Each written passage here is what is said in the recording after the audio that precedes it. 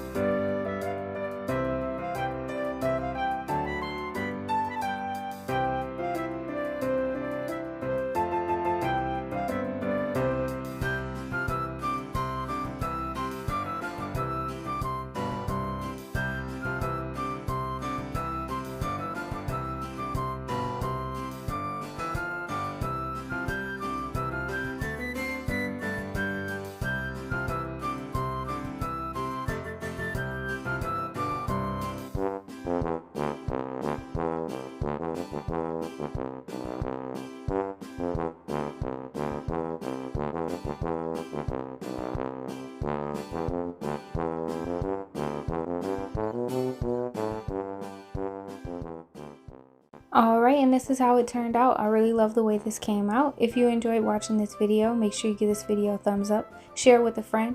Don't forget to hit that subscribe button. Thank you for watching. Be sure to check out my other holiday decor videos. Have a great day.